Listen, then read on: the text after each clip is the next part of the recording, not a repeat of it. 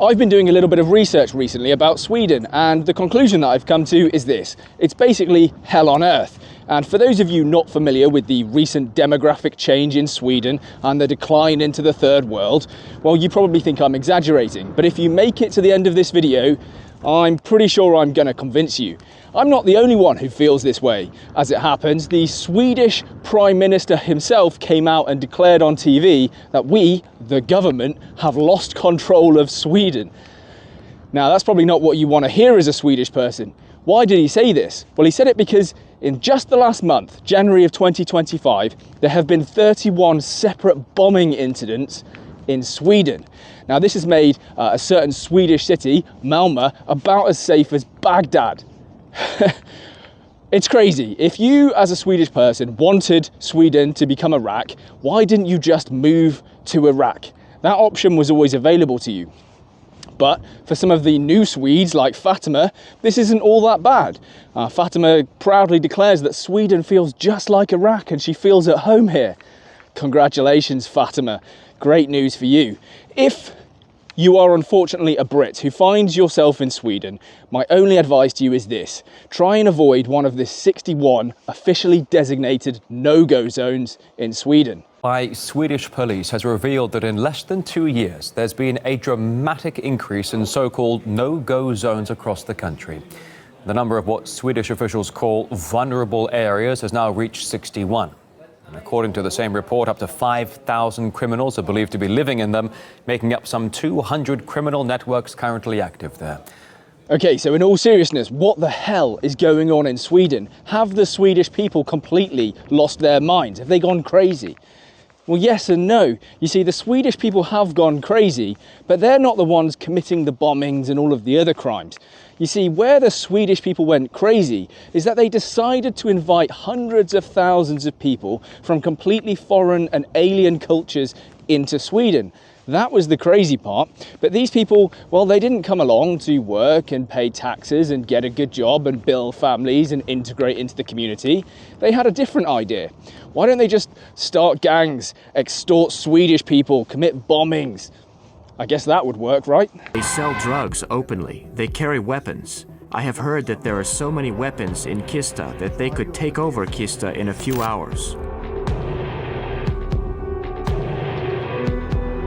We need to make a clear shift in direction. We cannot continue in this direction 10 more years. As you saw from that clip there, many of the new Swedes, as I like to call them, are really not all that interested in settling down, getting a job, paying taxes and all of that good stuff, integrating into Swedish life. That all sounds a little bit too dry and boring for them. They're rather more entrepreneurial, and they have a different business model that they plan to pursue.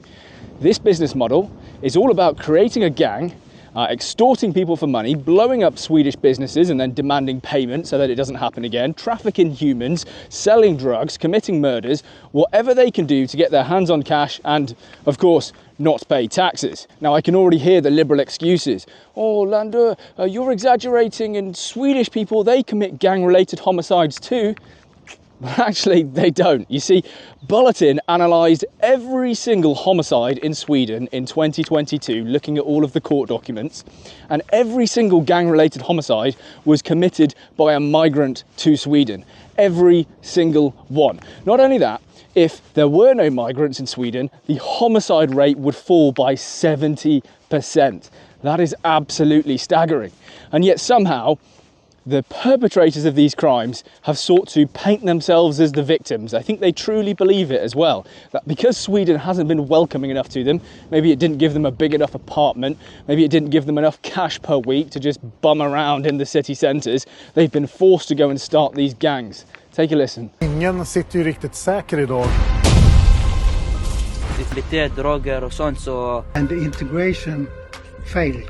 Så när det svenska förvärrar, han tror jag är kriminell, han är kriminell, min bror är kriminell. They didn't want us to integrate with the Swedish people. Of course, it's not all about homicide, right? Because migration brings with it a whole host of different things. And Sweden has actually topped the charts of something for once. You see, Sweden is now the sexual assault capital of Europe. Congratulations, Sweden. And why has this happened? Well, one can only speculate, but according to a research paper that was carried out in Sweden, 63.1% of people convicted of sexual assault in Sweden have a migrant background. Congratulations, Sweden. The enrichment continues. I'll link that in the description, by the way, and it's in English, and you can go and read it for yourself. Now, Sweden, in that same period, their level of non-Western immigration went up by 86%. Overall crime went up by 24%. Is there a correlation? Well, I don't know. Rape went up by 359%. Even the Prime Minister of Sweden has turned around and said, you know, perhaps we were a bit naive when it came to our immigration policy. So there you go. These countries do publish league tables of who's committing crimes by nationality, and believe me, it makes for stark reading. So what are the Swedish authorities actually going to do about all of this? Well, credit where it's due. At least they've acknowledged that they have a problem. But their solutions are really rather strange. You see, one of their proposed solutions is to introduce a new law that will allow them to eavesdrop on the phones and devices of young people. I say young people because I don't want to trigger the algorithm, right? It turns out that these gangs have been recruiting young people precisely because Swedish authorities can't eavesdrop on their phones. And so it makes it a lot easier for them to go about doing whatever sort of business that they want to do. All criminal, of course. I just find this fascinating because it really shows how Sweden very quickly has moved from a high trust society to a low trust society. I really want to drive this point home about a high trust society turning into a low trust society because there's a really interesting example in Sweden. This is going to shock a lot of you, particularly anyone who has any focus on privacy. But in Sweden, there is a database that is run by the government, by the tax agency specifically, where you can Google someone's name and you can find out where they live. You can find out how much tax they pay and pretty much then work out how much they're worth or how much they earn per year. You can work out where they went to school and all of that kind of thing. That is all publicly available information. All you have to do is search someone's name.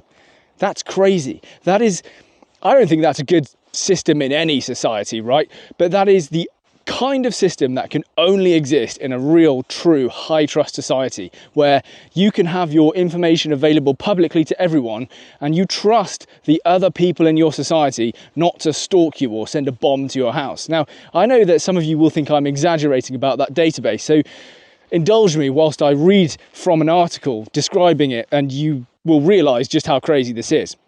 The 1776 Freedom of the Press Act, a revered feature of the Swedish society that gives everyone access to official records, marked the world's first law regulating the right to free speech. The documents are protected on UNESCO's Memory of the World Register. As a result, the Swedish tax agency's national registration data is open to anyone to access.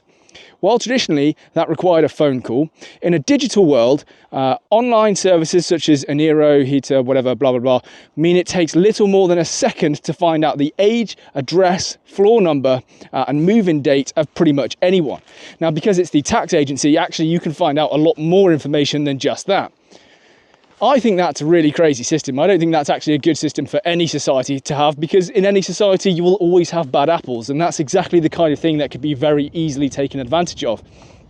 But it just shows that Sweden, for 250 years, has had this database, and it clearly hasn't caused that many problems because it was always a high trust society. But that's changed so dramatically that now, even though this is apparently a revered piece of like Swedish history, people want to get rid of it because they're scared, because the gangs are using the address list on there to find out where their enemies or business owners or whatever live and send bombs to their houses. Congratulations again, Sweden, for your further cultural enrichment. There is, of course, an elephant in the room, which is that all of these solutions about increasing surveillance on minors and getting rid of the UNESCO World Heritage database from the tax agency, as crazy as that is, all of those solutions are not really the solutions that the Swedish people deserve. You see, Sweden has got itself in this mess because of a decade or more of liberal policies and mass immigration.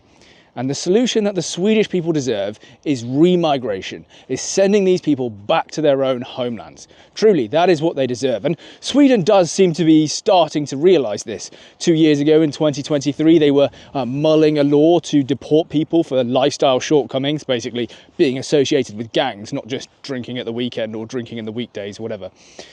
They were also talking about paying migrants $34,000 just to leave Sweden. And that's really telling, right? It shows that the economic and cultural damage that these migrants have brought to Sweden is so severe that Sweden is willing to pay them $34,000 just to leave the country.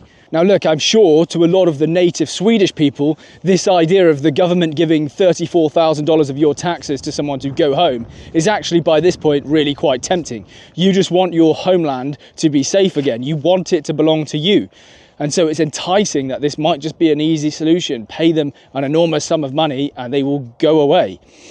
But it's a really, really bad idea on so many levels. First of all, it just doesn't need to happen. You can just simply deport these people back to the countries they came from. And I can already hear the bleeding heart liberals typing away in the comments saying, well, what if they are asylum seekers and they came from Iraq or Afghanistan or Syria? 79% of asylum seekers in Sweden have gone back to the country they claimed asylum from for a holiday. It's clearly not that dangerous for you.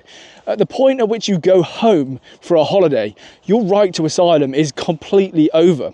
What you are is an economic migrant who came to the country, but not for the kind of economics that Sweden probably thought you were going to get up to, like working and paying taxes, but instead just to commit gangland criminal activity and enrich yourself at the expense of the Swedish people. But that's not the only reason that it's a really bad idea. It's also a really bad idea because what you are doing is incentivizing more people to come to Sweden. They will come to Sweden and they will stay and they will cause problems until your government offers them $34,000 to go home. You will simply replace some of the people with new people who realize that, hey, $34,000 to me in Iraq or Syria or Afghanistan is an enormous sum of money. And you're telling me all I have to do is go to Sweden, be really annoying for a while and wait for the Swedish government to make some kind of pay offer to me. Yeah, sure. It's a terrible idea. Please do not fall into that trap, Swedes. Demand more from your government. Demand remigration. I'm sure this video is already going to be relatively long, but I actually could talk about Sweden at even greater length. I think it's a really big, warning sign to the rest of the European countries that things really can get this bad, where people will start throwing hand grenades at you in the street. And yes, that happens in Sweden, as crazy as that sounds. My message to you, if you're Swedish, is this. It's time for you to take a bit of accountability, a bit of self-ownership. It's time for you to vote for the nasty party, the party that you support and people are going to call you names. Ignore it. It really doesn't matter. If you want to have any future for your country, Sweden, a country with a really long and proud history, if you want to have a safe place for your children to grow up in, it's time that you just did the uncomfortable things. If that means you have to vote for a right-wing party and someone might call you a nasty name, so be it. Who really cares? That is the direction of travel for all of Europe anyway. It's really about time that I guess you just sort of got on the bandwagon. Now, I know your current Prime Minister is considered a centre-right politician, and that's fine, but clearly, if the problems aren't going away, then you haven't gone right-wing enough. That's all I'll say. Look, if you enjoyed the video, please leave it a like, a comment and a subscribe. The likes are actually more important than you think, because on some videos, I noticed that at the start, a lot of people sort of dislike them if they're a particularly controversial topic, which I don't really think this is. But if it's a controversial topic, a lot of people will leave dislikes and then the video won't get shown to as many people, which is kind of frustrating. So, and yeah, comments, I always try and reply to a few hundred, and subscribes, always well appreciated if you're not already. Thank you very much. Till the next one.